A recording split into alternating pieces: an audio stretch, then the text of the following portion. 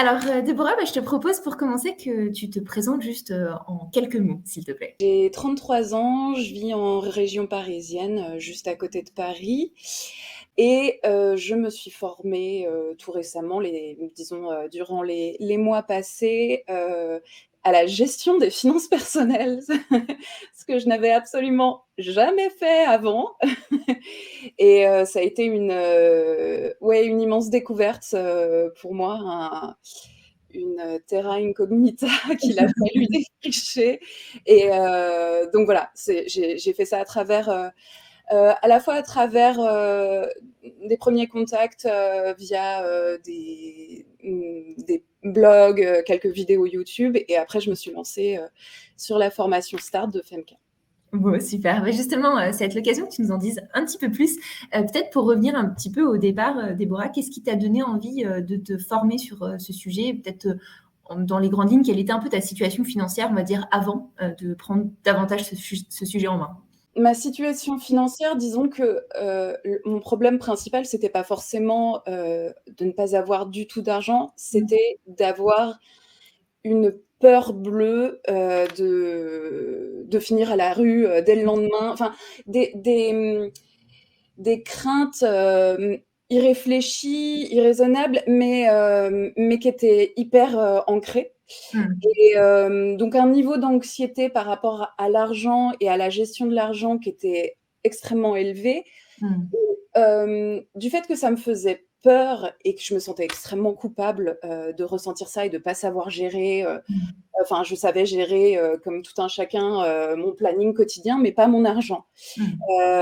Et donc en fait, j'avais cette relation avec mes comptes de ne jamais les regarder, tout en imaginant que c'était la cata.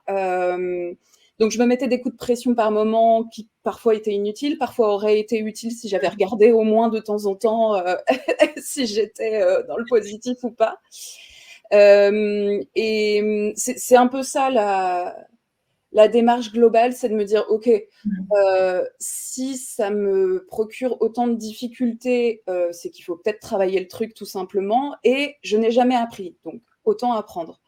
Et je suis venue à l'idée de me former réellement, pas tellement pour un objectif personnel, mais parce que je suis assez sensible aux questions d'inégalité, notamment les questions d'inégalité envers les femmes. Et j'ai découvert, comme si j'étais novice, j'ai découvert qu'il y avait un pan économique entier dans les inégalités de genre que j'avais jamais envisagé, que j'ignorais totalement.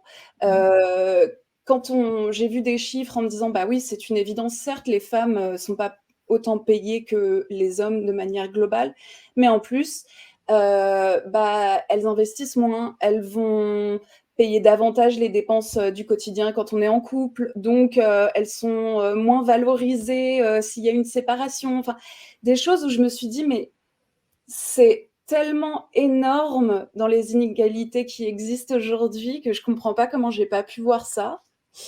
Et donc je me suis dit, bah, faut absolument que j'en apprenne plus, aussi parce que c'est quelque chose que enfin, je veux pouvoir être consciente du problème qu'il y a et proposer des solutions à mes amis s'il y en a une qui se retrouve dans cette situation-là, quoi. Mm. C'est C'est plus ça la démarche. C'est hyper intéressant de voir comment finalement quelque chose qui peut être assez macro-collectif, au final, ça te touche personnellement et c'est ça qui t'amène Ouais, dans cette démarche-là ouais, de passage à l'action. ouais.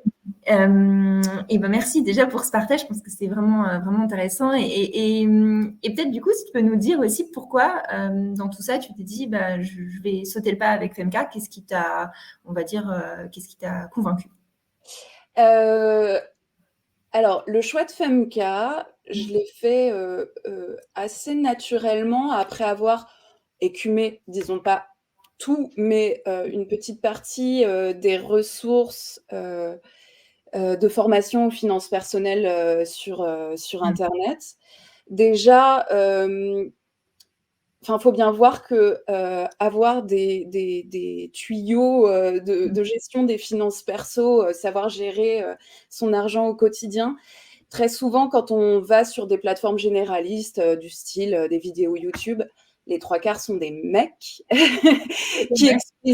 qui expliquent comment devenir millionnaire le lendemain matin, en ayant exploité ChatGPT et en faisant fabriquer des goodies à l'autre bout du monde, donc c'était clairement pas ce qui m'intéressait. Mmh. Et puis, il y a quand même quelques femmes et moi j'avais pas mal regardé de choses inspirantes, liées, au minimalisme ou en tout cas au fait de dépenser moins, mais dépenser mieux. Choisir, comment on veut, enfin quel impact on veut donner à notre argent. Mmh. Et en fait, chez FMK, j'ai retrouvé, tous les critères inconscients que je pouvais avoir en tête, qui étaient remplis, à savoir, avoir une formation qui était assez généraliste dans l'approche pour pas me sentir complètement perdue si on commençait par de la bourse avec des termes complexes, et cetera. Mmh. Une approche genrée, donc clairement, je savais que je faisais partie de la cible et d'ailleurs les sessions collectives qu'il y a pu y avoir m'ont bien montré que, on était nombreuses à avoir les mêmes problématiques, à se croire totalement démunies et à voir qu'en fait on pouvait avoir des ressources, facilement. Mmh. Et FMK, dans mes recherches, ça a été le premier résultat que j'ai eu qui matchait totalement dans la façon d'appréhender la chose, quoi. Avec à la fois du travail chacun de son côté et du suivi personnel. Et donc, ça convenait à tous les critères que je pouvais avoir, quoi. D'accord, OK. Et peut-être, Déborah, si on rentre un petit peu plus pour que tu me partages un peu plus ton expérience, si tu peux nous dire peut-être déjà quand est-ce que tu as fait la formation et puis quel a été ton ressenti, on va dire ta progression peut-être dans le parcours? Tu peux me partager ça? Moi, j'ai fait la formation, je me suis inscrite à la formation en fin d'année 2022, fin de novembre 2022, il me semble. D'accord. J'ai fait la formation sur 3 mois à peu près, parce que j'ai voulu prendre le temps de bien la faire et de revenir sur certaines choses. Et donc en fait, au départ, j'ai déjà découvert, disons que j'ai découvert un milieu tout à fait nouveau pour moi. Et puis très rapidement, je me suis sentie, extrêmement à l'aise parce que, j'ai pris conscience que mes craintes, mes difficultés, on était mais tellement nombreuses à les partager exactement de la même façon. C'est juste parce qu'on n'en parlait pas Mmh. qu'on pensait être seul dans cette panade, Mmh.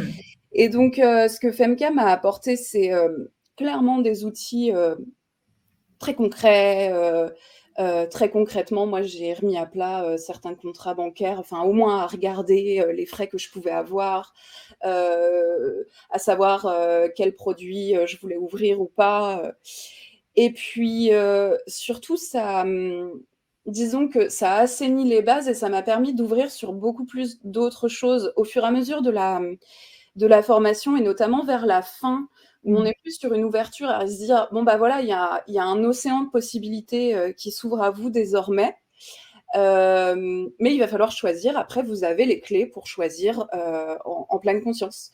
Et je crois que c'est cette fin qui m'a le plus plu, avec le fait de dédramatiser au départ et de déculpabiliser. Parce qu'après c'est: «Bon, bah, aujourd'hui, si vous avez un minimum d'argent, il peut avoir un impact dans un sens et à l'opposé. Donc maintenant, vous êtes capable, de repérer et de choisir, comment vous voulez que votre argent fonctionne, quoi. Qu'est-ce qui va, alimenter, dans la société?» Et Mmh. ça c'est génial parce que c'est aussi un très beau tremplin pour la suite, plutôt que de rester juste à, une boîte à outils. Là, c'était vraiment une ouverture très importante, quoi. Mmh. OK, avec de la perspective derrière. Ouais, Hem, ouais. Très clair et peut-être, alors tu l'as déjà un petit peu dit, hein, mais qu'est-ce que tu as trouvé finalement, le plus utile ou qui t'a ou peut-être le plus plu aussi dans ce parcours? Alors, il y a des groupes un groupe WhatsApp, et il faut savoir que je suis plutôt active dès lors qu'on peut, mettre des gifs quelque part. D'accord. Et donc en fait, je me suis un peu, lâchée sur, sur le groupe. Non, ce qui est génial, c'est que, on peut avancer chacune à notre rythme sur la Mmh. plateforme, d'apprentissage, mais il y a des éléments de collectif, que ce soit, le groupe WhatsApp ou les sessions collectives qu'on fait une fois de temps en temps. Et le groupe WhatsApp, notamment, c'était l'occasion d'échanger plein de ressources diverses et variées, du style « Ah, j'ai lu tel bouquin » ou « J'ai repéré ça ». L'une dit « Il y a tel podcast qui est intéressant ». Et ça, cet échange-là, en fait, tout bêtement, j'aurais pas pu l'avoir avec mes amis parce qu'on s'était jamais penché sur des questions économiques de cet ordre-là. Et donc, ça m'a fait extrêmement plaisir d'avoir des ressources et aussi de faire plus attention et de partager certains trucs sur lesquels j'étais tombée et de me dire « Ok, il y a aussi moyen que je transmette des choses par la suite autour de moi et instiller un peu d'esprit de gestion économique auprès des amis, des copines et même de tout le monde, quoi, même chez les hommes, parce que il y a pas de raison, mais c'est le partage était hyper important, en fait. Ok, ouais, l'émulation du collectif. Exactement. Beaucoup. Et peut-être aussi, parce que je pense que ce qui est intéressant aussi, c'est de comprendre, parce que tu as fini le programme il y a quelques mois, de comprendre un petit peu ce que tu as mis aussi en place depuis. Donc, est-ce que tu peux nous en dire plus très concrètement, qu'est-ce que ça t'a permis de mettre en place aujourd'hui? Qu'est-ce que tu as de partager? Alors, ce que j'expliquais, j'ai un peu reposé les bases de combien me coûte mon compte courant, la carte bleue, tout ça, même si je voyais grosso modo. Mais en fait, j'ai compris qu'il était indispensable d'investir le plus tôt possible, même des sommes qui restent abordables. Et comme je sais que j'ai tendance à tergiverser très longtemps, je me suis presque fixé un ultimatum pendant la formation. Je sais qu'il y en a certaines qui attendent la fin de la formation pour franchir le pas, mais moi, pendant la formation, j'ai ouvert une assurance vie plutôt écolo. Donc déjà, le simple fait de pouvoir choisir les thématiques que je veux financer, enfin, je savais même pas que c'était possible pour moi. Si j'avais ouvert une assurance vie traditionnelle, c'était parce que, ça aurait été parce que ma conseillère bancaire m'avait dit « Ah voilà, faut faire ça ». Enfin, j'aurais pas cherché plus loin, quoi. J'ai aussi acheté mon tout premier investissement durant la formation. Il me semble que c'est d'acheter des obligations auprès de petites startups qui font des trucs écolo ou inclusifs c'est vraiment pas des grosses sommes, mais je me suis dit je me mouille la nuque et après on rentrera dans l'eau. Et j'avais l'impression de faire un truc incroyable et improbable. Et évidemment, il y a une forme d'habituation, d'accoutumance. Et du coup, très rapidement, je me suis dit, il n'y a aucun souci, c'est très bien. Il faut juste, au fur et à mesure, que je construise ma relation à l'argent. Et alors, le plus drôle, je pense, c'est anecdotique, mais du fait d'avoir compris le vocabulaire bancaire, ce genre de choses, j'ai demandé à ma conseillère dans ma banque traditionnelle d'ouvrir un certain produit de placement et j'en connaissais visiblement plus qu'elle sur le fonctionnement et les critères de ce produit-là parce que c'est un truc qu'on n'ouvre pas très souvent et donc il a fallu que je lui dise non, alors en fait ça marche comme ça. Vous faites bien de me le dire, hein, ça faisait longtemps. Et donc, c'était assez drôle de voir le renversement de situation qui n'aurait pas pu se faire 6 mois avant, quoi. Ouais, complètement. Donc, est-ce que tu dirais que, tout ce que tu as pu mettre en place là aujourd'hui, c'est vraiment aussi la formation qui t'a permis ce passage à l'action? Oui. Oui, parce que déjà, j'ai quand même tendance à penser qu'on ne parle pas beaucoup les uns les autres du fait qu'on va dire « Ah, je ne sais pas gérer mon argent ». C'est quelque chose dont on ne parle pas énormément ou alors avec des personnes vraiment proches et de confiance. Et en fait, autour de moi, j'ai pas non plus de modèle de copine qui me dirait « Ah, mais il faut que tu investisses et que tu ailles dans ça ». C'est plutôt des personnes qui sont intermittente du spectacle ou auto-entrepreneuse. Enfin, voilà, on avait... Et puis, il y a quand même cette image de parler d'argent, c'est un peu sale, surtout pour les filles. Donc, aller en parler pour dire « je veux en gagner plus » ou « je veux pas qu'ils financent des hydrocarbures », on n'en parle pas. Donc, Ça m'a permis de parler beaucoup plus ouvertement de ça, d'avoir des infos primordiales pour faire des choix. Ouais. Et en fait, de débloquer une situation qui, je pense, n'aurait pas forcément été débloquée autrement, quoi. Autrement qu'avec une formation claire, précise, qui me dit, voilà, tu as peut-être des craintes, mais elles sont totalement à côté de la plaque, parce que les faits, c'est ça, ça, ça. Et voilà ce qu'il faut en tirer comme conséquence, quoi. Et ça, ce discours-là, je l'avais pas eu avec un peu avec ma famille, mais je pouvais pas m'empêcher de me dire oui, oui, ils disent ça, mais moi j'ai quand même vachement peur du lendemain. Ouais. Ouais, je comprends. Et donc, si je comprends bien, enfin, je sais que c'est quelque chose que tu nous avais déjà partagé aussi dans le groupe WhatsApp de la promotion de la formation. Toi, la manière dont tu vois les choses, au final, c'est de te dire, c'est une formation d'investissement, c'est comme ça qu'on le présente, Oui. mais finalement, c'est un peu plus ta relation à l'argent au global qui a évolué. Alors clairement, moi, ce que je disais, je me suis inscrite à la formation Start pour 2 raisons principales, à la fois extrêmement macroéconomiques et micro. Donc les questions d'inégalité de genre dans l'économie, je voulais me former à ça et moi, à mon petit niveau, me dire: «Ah oui, mais ce serait bien aussi que j'agisse personnellement». Et ce que j'ai trouvé dans la formation, en tout cas ce qui me marque le plus, c'est cet assainissement dans ma relation à l'argent, et le fait de retrouver une facilité et non pas être pétri d'angoisse et de peur, quoi.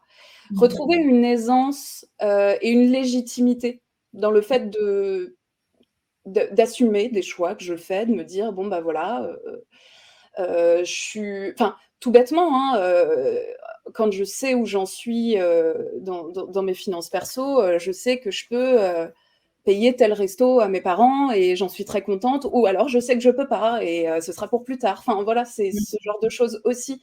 Savoir que j'ai les moyens ou pas à tel moment, mais je veux faire en sorte d'avoir les moyens de faire plaisir à mes proches, quoi, tout simplement.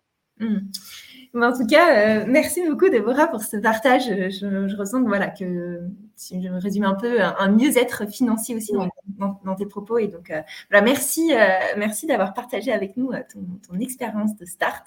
Et puis bravo pour ce cheminement, encore une fois, parce que c'est vrai que c'est une grande étape de se lancer. Et finalement, après, voilà, tu regardes tout ça et tu te dis, bah voilà, des investissements de lancer. Je sais que en plus, Déborah, tu t'es inscrite sur une autre formation, donc c'est une nouvelle vie d'investisseuse qui n'en est qu'au début. Donc merci beaucoup pour ton partage très très sincère. Merci beaucoup.